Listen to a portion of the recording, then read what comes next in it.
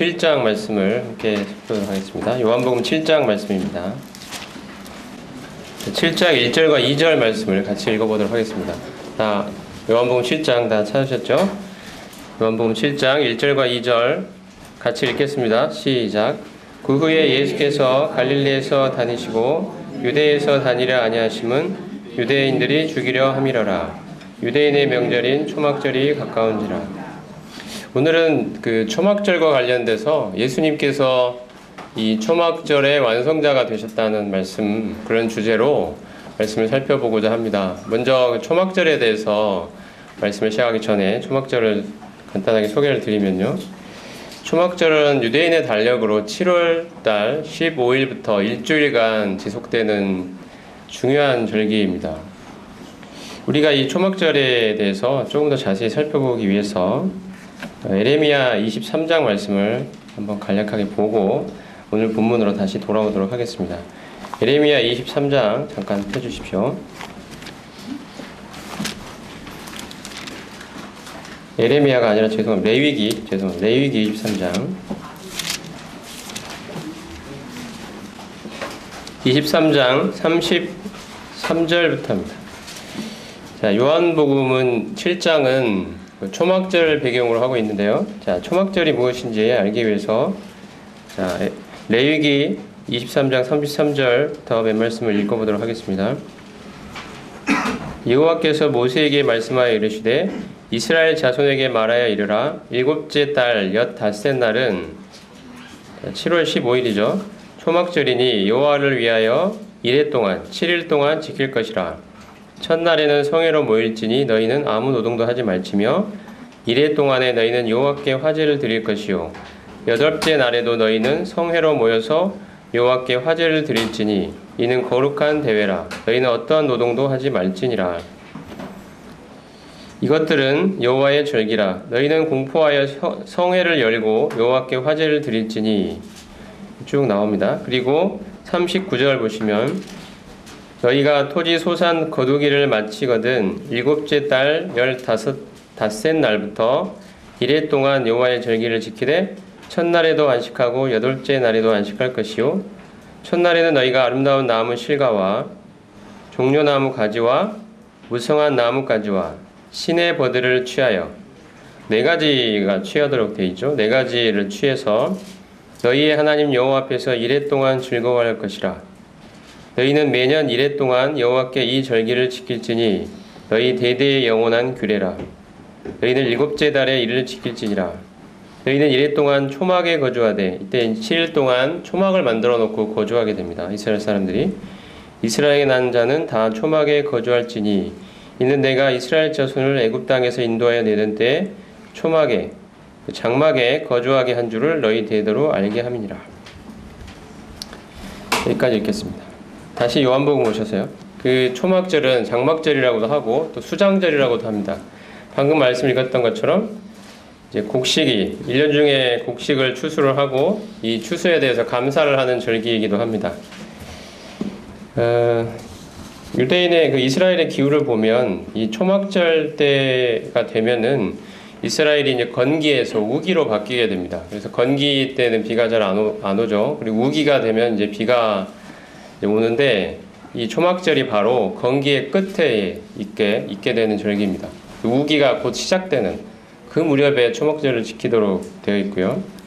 초막절은 기본적으로 비와 관련된 절기입니다. 제가 좀 이따 자세히 말씀을 드리겠지만 그리고 추수에 대해서 감사드리는 그런 때 드리는 절기라는 사실을 알 수가 있고 무엇보다도 말씀 읽었듯이 이 초막절은 하나님께서 특별한 돌보심으로 이스라엘을 광야 생활을 하게 했던 그 사실을 기념하는 절기입니다.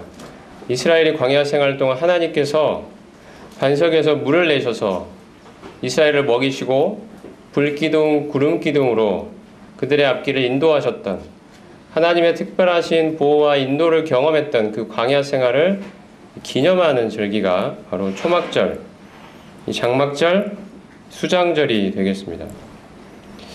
이 초막절 때, 이스라엘 백성들이 예수님 당시에 여러 가지 일들을 행했는데요. 일단 좀 소개를 드리면은 맨 먼저 말씀드릴 것이 물관제라는 것입니다. 물관제가 뭐냐면 이 초막절 일주일 동안 내내 제사장들이 이제 실로암 못에 가가지고 금 그릇에 물을 담아서 물을 떠서 이 번제단으로 가지고 가는 것입니다. 매일 아침마다 이 일을 행했습니다. 이 물이 제사장이 길러간 이 물이 그 수문 앞 광장에 이를 때면 그 이스라엘 백성들이 이사야 12장 2절에서 3절 말씀으로 하나님께 찬양을 드렸습니다. 보라 하나님은 나의 구원이심이라. 이 찬양인데요. 같이 한번 잠깐 볼까요? 이사야 12장 손을 넣으시고 12장 2절 3절 이스라엘 백성이 되었다는 생각으로 한번 같이 한번 읽어보겠습니다. 이사야 12장 2절 3절이죠. 981페이지입니다. 구역성경. 자, 찾으셨습니까? 같이 한번 읽어볼까요? 이사야 12장 2, 3절입니다. 시작. 보라 하나님은 나의 구원이시라. 내가 신뢰하고 두려움이 없으리니 주 여호와는 나의 힘이시며 나의 노래시며 나의 구원이십니다. 그러므로 너희가 기쁨으로 구원의 우물들에서 물을 기르라. 지금 제사장들이 실로암 그 우물에서 물을 길러서 이제 번제단으로 매일 아침마다 그걸 길어 올렸는데요. 자, 이 찬양을 그 물이 수문 앞 광장에 도착하게 되면 이제 수문을 통과해서 이제 성전으로 들어가게 되는데 수문 앞 광장에 이르면 백성들이 다 모여서 이 찬양을 불렀습니다. 보라 하나님은 나의 구원이심이라. 내가 의리하고 두려움이 없으리니 주 여호와는 나의 힘이시며 나의 노래시며 나의 구원이심이라. 그러므로 너희가 기쁨으로 구원의 우물들에서 물을 기르리다. 이 찬양을 함께 불렀다는 것이죠. 이것은 광야에서 반석의 생수로 이스라엘 백성들을 먹여주신 그 하나님을 기념하는 것입니다. 자, 우리 출애굽기 17장 말씀으로 한번 가보겠습니다. 출애굽기 17장. 자, 6절 말씀 볼까요? 17장 6절.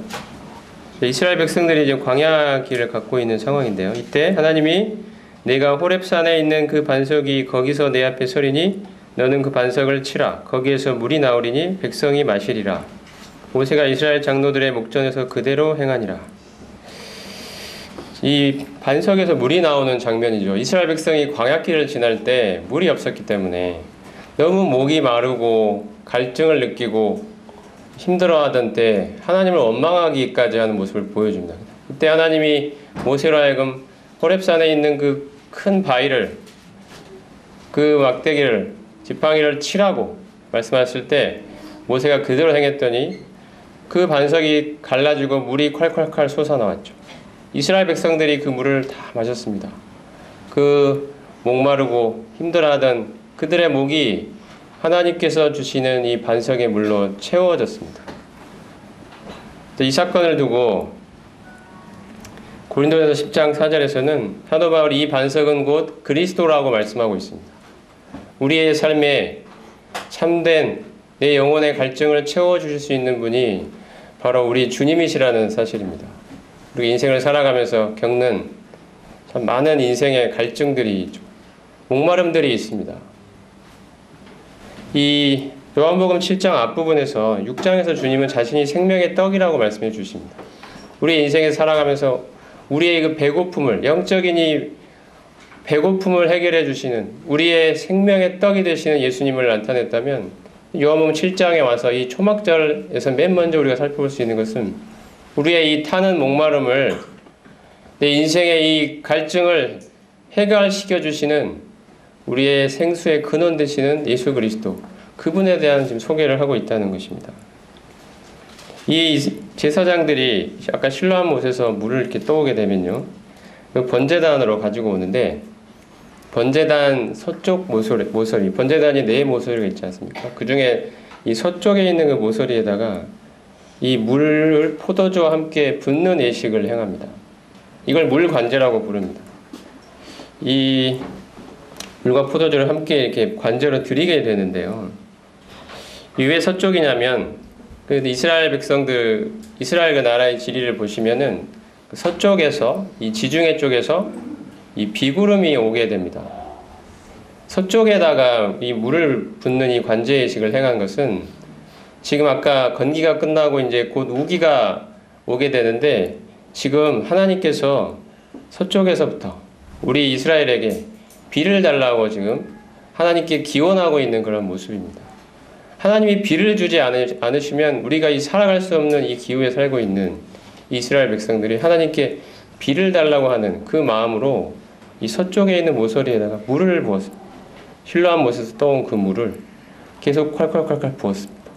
물이 이게 번제단을 타고 이렇게 흘러내리겠죠. 이건 또 어떤 의미가 있냐면요. 이 물이 번제단을 타고 넘쳐 흐르는 이 모습을 통해서 어떤 것들을 저희가 볼 수 있냐면 우리 에스겔 말씀으로 다시 가보겠습니다. 에스겔 47장입니다. 에스겔 47장 1절과 2절. 자, 에스겔은 하나님께서 이제 메시아를 보내주시고 이 메시아를 통해 이 땅의 메시아의 왕국이 하나님의 나라가 서게 되는 그 영화롭고 깊은 날에 하나님께서 일으키실 여러 가지 일들에 대해서 예언을 하고 있는데요. 그 중에 한 가지가 뭐냐면 47장 1, 2절을 제가 읽어보겠습니다. 그가 나를 데리고 성전 문에 이르시니 성전의 앞면이 동쪽을 향하였는데 그 문지방 밑에서 물이 나와 동쪽으로 흐르다가 성전 오른쪽 계단 남쪽으로 흘러내리더라. 그가 또 나를 데리고 북문으로 나가서 바깥길로 꺾여 동쪽을 향한 바깥문에 이르시기로 본즉 물이 그 오른쪽에서 스며 나오더라. 좀 더 내려가셨어요. 7절입니다. 내가 돌아가니 강 좌우편에 나무가 심이 많더라. 그가 내게 이르시되 이 물이 동쪽으로 향하여 흘러 아라바로 내려가서 바다에 이르리니 이 흘러내리는 물로 그 바다의 물이 되살아나리라.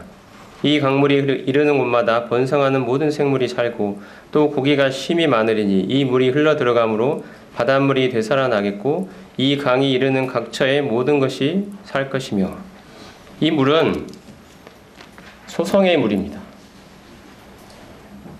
하나님의 능력으로 이 땅에 이 하나님의 나라가 세워질 때 특별히 메시아께서 왕으로 다스리시는 이 메시아 왕국이 세워질 때 이 성전에서 물이 흘러나와서 만국을 소성케 하는 이 일이 일어날 것이라는 것입니다. 죽은 바다가 다시 살아나고 죽은 생물이 물고기가 살아나고 소성케 되는 일이 있을 것이라는 것입니다. 이 이스라엘 백성들이 이 관제를 그 번제단에 부어서 그 물이 이렇게 흘러내리도록 하면서 기원했던 것은 뭐냐면 여호와의 영광이 이곳에 임하기를 그 하나님께서 성전에 약속하셨던 그 영광이 우리 시대에 이루어지기를 그 간절히 바라는 마음으로 메시아의 나라가 이 땅에 건설되기를 바라는 마음으로 물을 부었던 것입니다.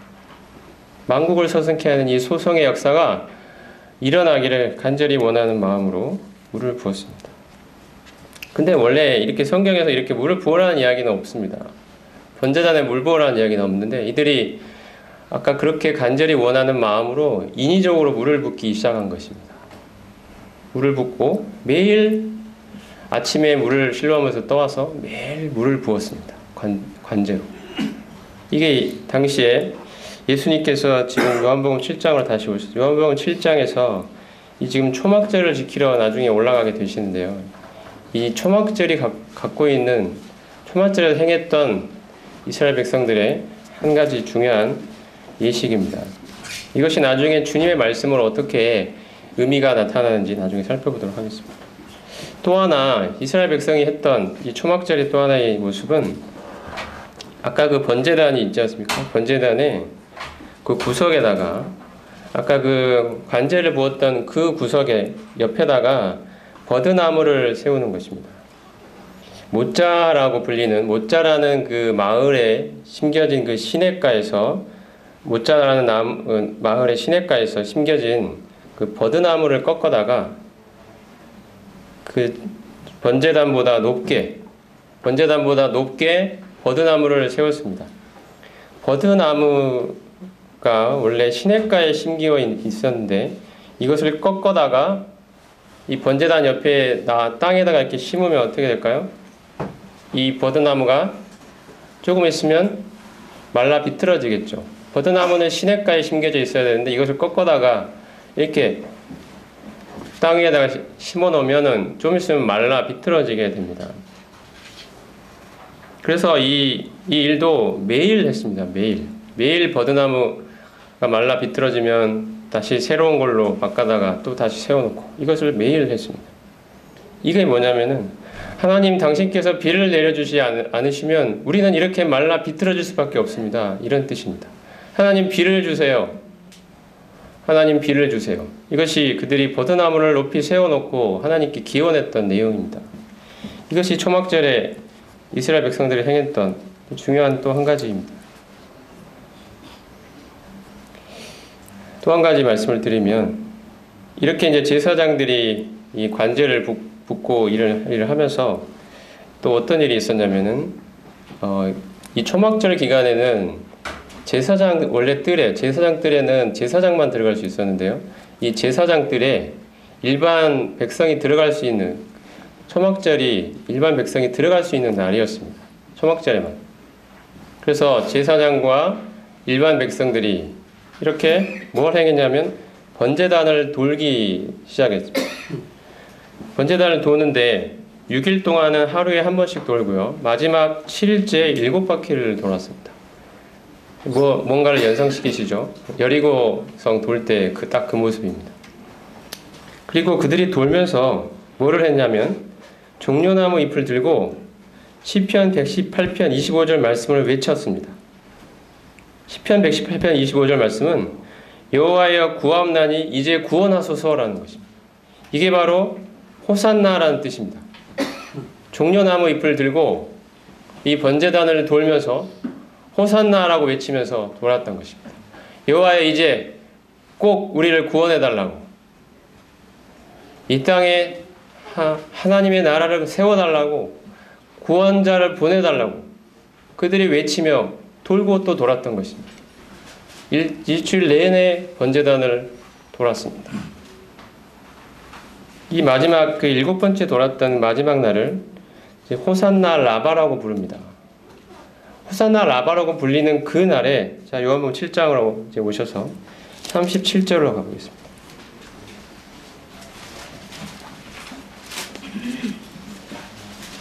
자, 37절, 38절 다 같이 읽어보겠습니다. 37, 38절 시작. 명절 끝날 곧 큰 날에 예수께서 서서 외쳐 이르시되 누구든지 목마르거든 내게로 와서 마시라. 나를 믿는 자는 성경의 이름과 같이 그 배에서 생수의 강이 흘러나오리라 하시지. 초막절에 지금 예수님이 성전에 올라가셔서 마지막 큰 날, 그 끝날, 이게 바로 호산나 라바입니다. 7째 날입니다. 이때 이 초막절의 이 예식이, 이 절기가 절정에 오르게 되죠.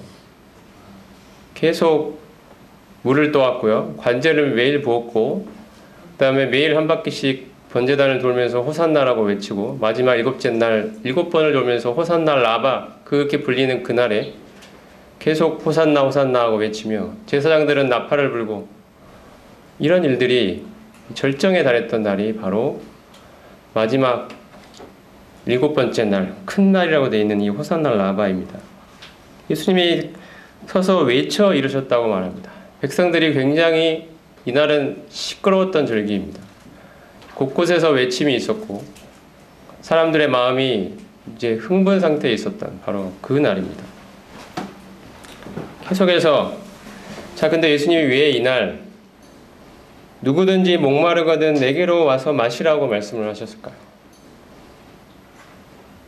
그들이 그렇게 종교의식을 통해서 인위적으로 물을 붓고 또 부어도 그들의 마음에는 그렇게 시끄럽게 막 축제를 즐기고 해도 마음에 채워지지 않는 공허함이 있었던 것입니다. 물을 붓고 또 부어도 갈망하고 갈망해도 와달라고 해도 그 마음속에 채워지지 않는 그 공허감, 정말 이 생수의 근원 대신 주님을 만나지 않고서는 해결될 수 없는 이 인생의 공허함이 있었기 때문에 계속 매일 붓고 돌고 돌아도 그 마음에 채워지지 않는 이 공허감이 극에 달한 때가 바로 이 마지막 날, 호산나 라바, 7번 돌았던 7째 날. 이날에 주님이 외쳐 말씀하셨습니다. 그 시끄러운 사람들의 틈 속에서 주님이 큰 소리로 외쳐 말씀하신 것입니다. 누구든지 목마르거든 내게로 와서 마시라. 여기에 너희가 그토록 바라던 생수의 근원되는 내가 왔다. 주님이 말씀하신 것입니다. 주님께서는 우리에게 참으로 이 인생에 타는 목마름을 해결해 주시는 그러한 분으로 우리에게 가운데 오셨습니다. 우리가 인생을 살아가면서 참 이 채워지지 않는 인생의 갈증, 이 허무함, 이 공허함, 이 허탈함을 우리 주님만이 채워줄 수 있는 분이 되십니다. 항상 기쁘고 만족하며 살 수 있는 풍성한 삶을 주시는 분으로 우리 주님이 우리 가운데 오셨습니다. 주님이 이제 이런 분으로 내 안에 찾아오신 것입니다. 성령께서는 이 말씀에 보시면 39절에 이는 그를 믿는 자들이 받을 성령을 가리켜 말씀하신 것이라. 배에서 생수의 강이 흘러나리라고 하신 이 주님, 그 소성의 강물이 바로 이제 주님께서 보내주실 이 성령에 있다는 것입니다. 성령께서 이제 우리 안에 거하시게 되죠. 하나님이 우리 가운데 우리 안에 직접 찾아오시는 일이 주님이 말씀하신 것입니다. 주님께서 이 보혜사로 성령을 보내주셨습니다. 이 성령께서 이제 우리 안에 계십니다. 이것이야말로, 이 성령이야말로 주님께서 우리에게 주시는 풍성한 생수의 근원이 되십니다. 생명의 근원이 되십니다. 이 성령과 함께 삼위일체 되신 주님이 바로 우리 안에 거하십니다. 내 안에 주님이 거하십니다. 생수의 근원 되는 이 주님이. 이스라엘 백성이 그토록 간절히 원하고 원했던, 그 갈망하고 갈망했던 자신들의 인생에 정말 광야길 같은 인생에 생수를, 반석에서 물을 내기를 그토록 원했던 그들에게 하나님이 보여주신 생수와 반석에서 콸콸콸 솟아나오던, 그리고 그 성전에서 솟아나오던 그 소성의 물과 같은 그 물이 이제 예수 그리스도 그분 안에서 발견된다는 것입니다. 우리는 이 주님을 소유한 자들입니다. 누구든지 목마르든 주님께 나오라고 주님이 말씀해 주셨습니다. 우리 인생에 목마름이 있습니까? 주님께 나아가요. 주님 안에 생수가 있습니다. 주님 안에 우리 인생에 참된 만족이 있습니다. 주님 안에 기쁨이 있습니다. 주님 안에 끊이지 않는 평강과 기쁨과 감사와 찬송이 있습니다. 이 주님이 우리 가운데 찾아오신 것입니다.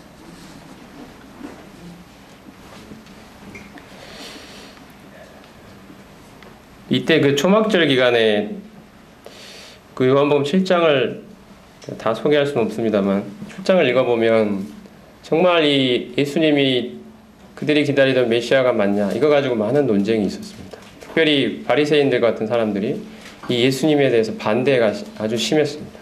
그들이 생각하던 메시아 그 상이 아니었기 때문입니다. 자신들의 자존심을 세워주고 그들이 가지고 있는 자기의 의의를 높여주고 그들은 죄인이 아니므로 하나님 나라에 바로 들어갈 수 있다고 생각했던 그들의 그 마음을 한껏 지켜 세워줄 그런 메시아가 아니라 그들을 향하여 죄인됨을 지적하고 오직 하나님의 나라는 거듭난 자가 갈 수 있다고 말씀하시고 하나님의 은혜로 들어간다고 말씀하시는 이 예수님의 메시지를 그들은 받아들일 수 없었습니다. 예수님은 그들의 메시아가 아니었던 것입니다.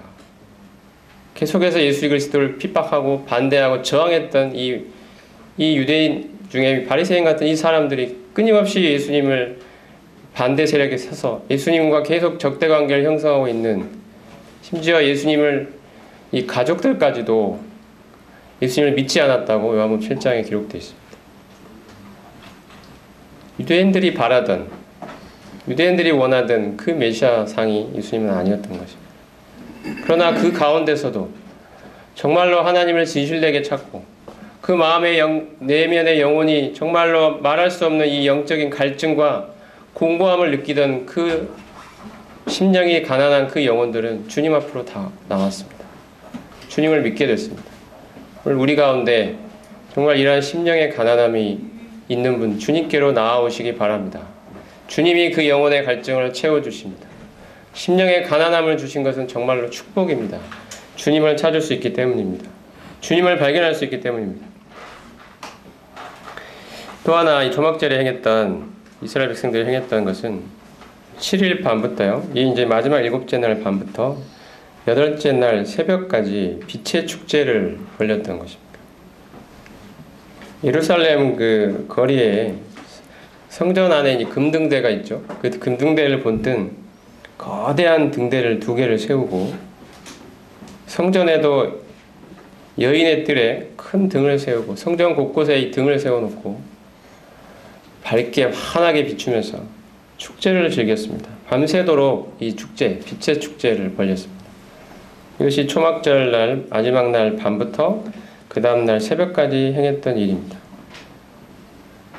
하나님께서 이스라엘 백성의 광야 생활 동안 정말 어디로 가야 할지 정처 없이 유리하고 방황하는 그들에게 하나님의 구름기둥과 불기둥을 보내주셔서 그들의 앞길을 비춰주셨던, 인도해 주셨던 그것을 기념하고 즐기는 축제입니다. 주님께서는 그들이 그토록 빛을 원하고 빛을 갈망하고 그들의 인생에서 참된 빛을 찾기를 이렇게 원했는데 주님께서 이렇게 말씀하시죠. 이 초막절이 끝나고 8일째 되는 그 날에 주님이 이렇게 말씀하십니다. 자, 요한복음 7장은요. 7장 52절 이하로 쭉 흘러가서 8장 12절까지도 계속 연결이 됩니다. 이게 계속 이 초막절과 관련된 말씀들입니다. 자, 8장 12절에 보면 예수께서 또 말씀하여 이르시되 나는 세상의 빛이니 나를 따르는 자는 어둠에 다니지 아니하고 생명의 빛을 얻으리라. 주님이 말씀해 주십니다. 주님께서는 그 사람들이 밤새도록 빛의 축제를 벌리는 그 다음날 새벽까지 그렇게 하게 되는데요. 그 다음 8일째 된 날 주님이 이 말씀을 하셨습니다. 나는 세상의 빛이다. 나를 따르는 자는 어둠에 다니지 않아 생명의 빛을 얻으리라. 주님 자신이 빛이라고 말씀해 주셨습니다.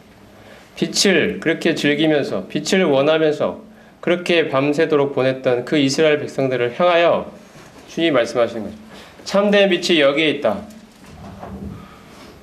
너희들의 인생에 그 어두움을 밝힐 참된 빛이 바로 나다.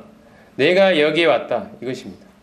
너희가 그 빛을 세워놓고 등대를 세워놓고 밤새도록 이게 빛이라고 생각하면서 그렇게 즐겼던, 하지만 너희 마음에 정말로 참된 진리의 빛이 그들에게 다가오지 않고 아직도 어둠에 휩싸여서 참된 하나님을 알지 못하고 인생에서 참으로 그 광야길처럼 유리 방황하고 있는 그들을 향하여 주님이 여기에 내가 왔다, 빛이 왔다는 것입니다.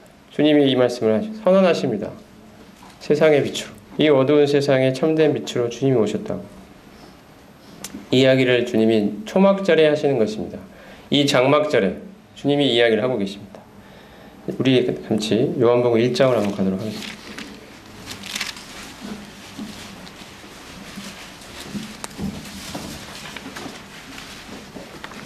주님 자신이 생명의 빛이라고 말씀하셨는데요.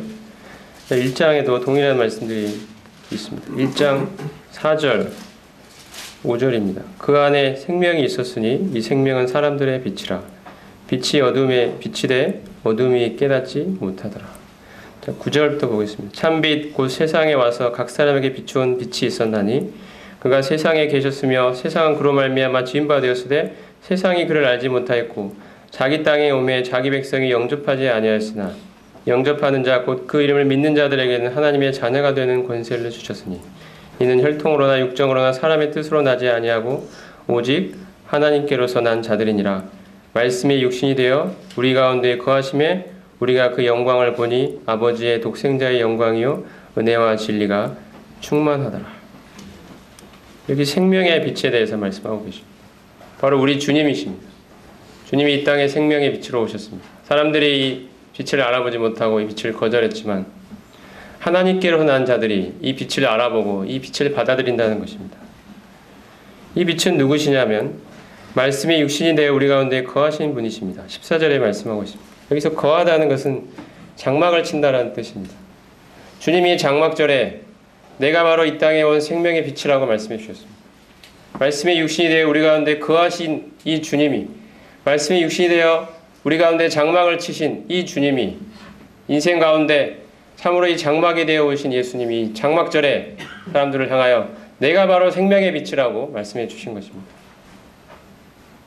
태초부터 있었던 그 생명의 그 참된 빛으로 우리 가운데 주님이 찾아오셨습니다. 우리의 인생을 밝히시는 빛으로, 하늘의 영광을 버리시고 인간의 몸을 입고 스스로 인생의 장막 같은 모습으로 우리 가운데 오셨습니다. 요한계시록에 보면 하나님이 우리 가운데 장막을 씌셨다고 말씀하십니다. 하나님이 그 눈에서 눈물을 씻겨주시고 애통하는 것도 곡하는 것도 없는 하나님의 인도하심과 보호하심이 있는 그 광야길에서 하나님께서 그들을 구름 기둥 불기둥으로 인도하셨던 그 빛으로 인도하셨던 그 하나님의 인도하심, 보호하심이 바로 이 장막절이 갖는 의미입니다. 참된 장막으로 우리 가운데 오셨습니다. 생명의 빛으로 주님 우리 가운데 오셨습니다. 이 빛을 우리가 모시고 있는 자들이죠. 생명의 빛을 우리 가운데 모신 자들이 바로 우리들입니다. 고린도후서 4장으로 가보겠습니다.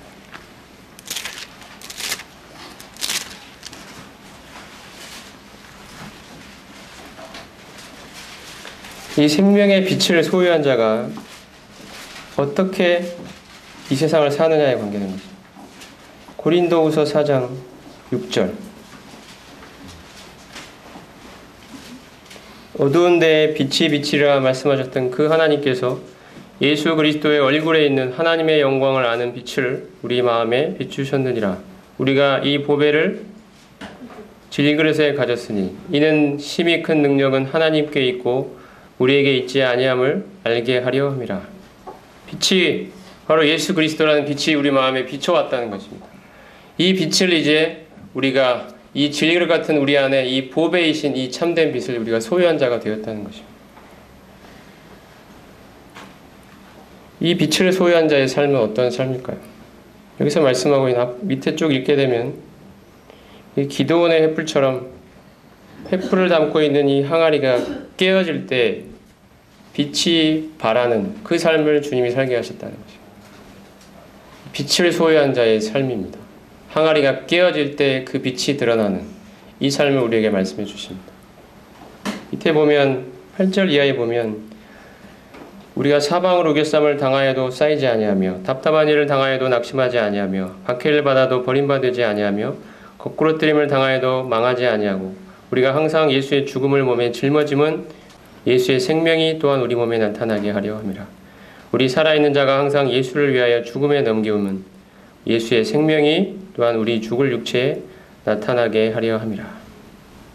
이것이 생명의 빛이신 예수 그리스도를 소유한 자의 삶입니다.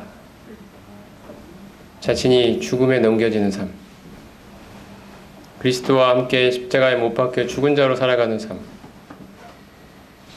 우리가 이처럼 십자가의 죽음에 자신을 내어줄 때, 우리 자신을 넘겨줄 때 생명의 빛이, 우리 안에 있는 이 예수 그리스도라는 생명의 빛이 이 깨어지는 이 항아리를 통해서 이제 밖으로 나타나 증거되고 전파되는 삶을 주님이 살게 하셨다는 것입니다. 예수님의 생명이 이제 나타나게 됩니다.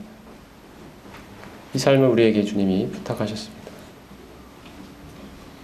자기의 자존심이 깨지고 부인되고 부서지고 이런 모든 상황들 속에서 우리는 정말 우리 자신을 죽음에 넘겨지는, 내가 그리스도와 함께 십자가에 못 박혀 죽은 자라는 사실을 마음속에 기억하고 순종해야 되는 그런 순간입니다. 이렇게 살아갈 때 예수 그리스도의, 내 안에 계신 예수 그리스도의 생명이 나를 통해 나타난다는 것입니다. 이 주님의 부활의 생명이 우리를 통해 나타날 것입니다. 사방으로 우겨쌈을 당하여도 쌓이지 않는 이 생명의 역사가 우리 가운데 나타난다는 것입니다. 답답한 일을 당하여도 망하지 않는 이 역사가 일어난다는 것입니다.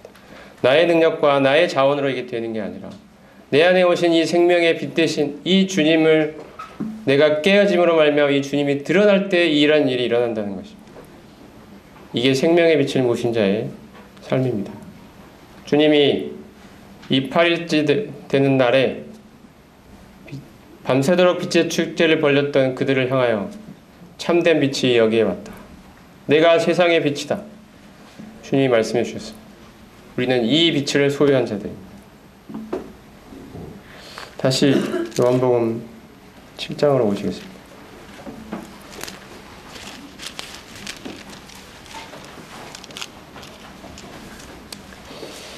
밤새도록 그 새벽까지 8일째 된 새벽까지 빛의 축제를 벌이는 이스라엘 백성들은 그 다음날 8일 아침에 새벽닭이 울면 성전의 동쪽 문 앞에서 속죄에 대한 감사 찬양을 하나님께 드립니다.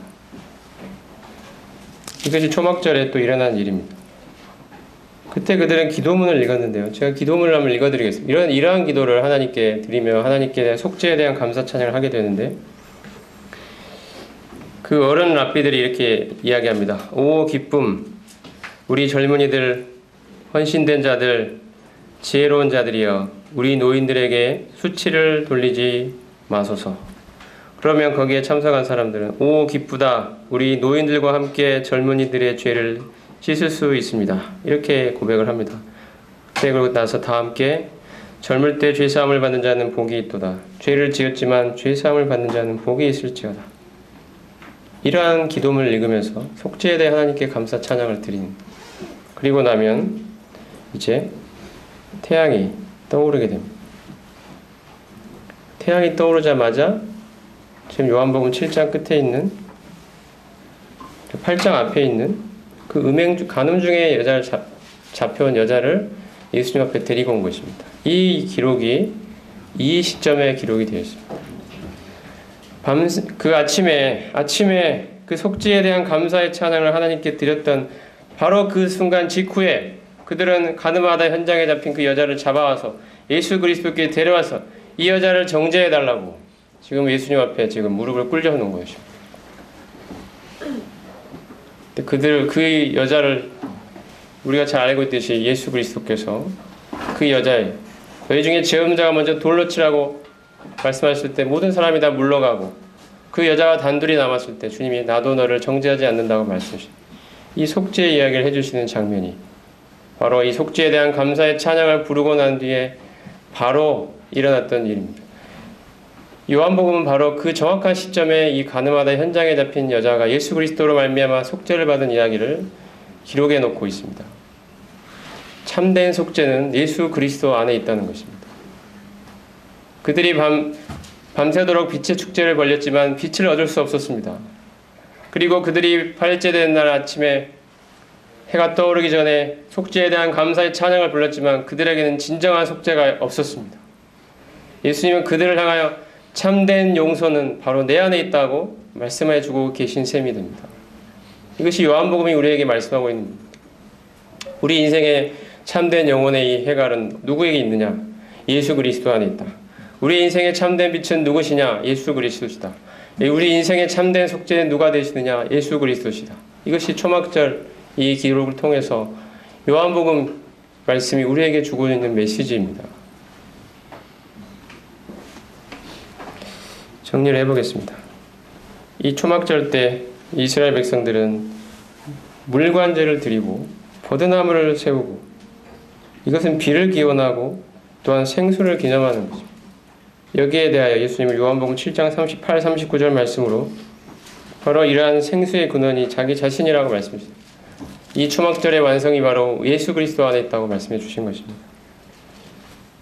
또한 그들이 밤새도록 빛의 축제를 벌였지만 그들이 빛을 기념하고 구름기둥 불기둥으로 인도하셨던 하나님을 기념하면서 빛의 축제를 벌였지만 주님은 그들을 향하여 말씀하신 것입니다. 참된 빛은 바로 나다.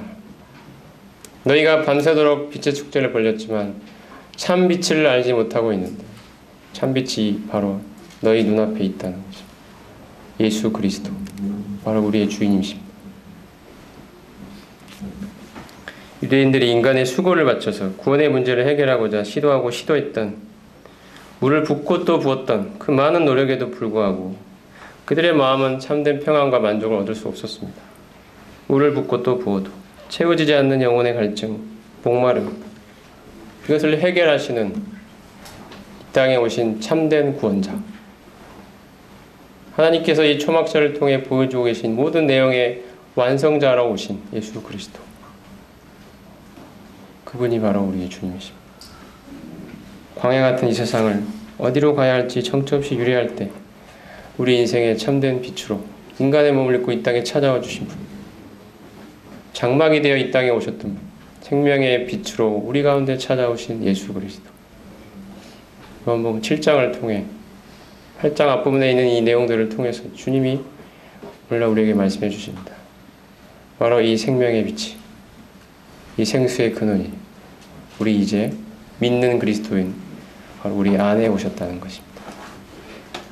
우리가 이 주님을 소유한 자들입니다. 얼마나 영광스럽고 감격스러운 사실입니까? 이스라엘 백성이 그토록 원하고 원했지만 얻을 수 없었던 그 예수 그리스도, 참된 빛, 참된 생명이 되신 예수 그리스도 이제 우리 안에 계십니다. 기도하겠습니다.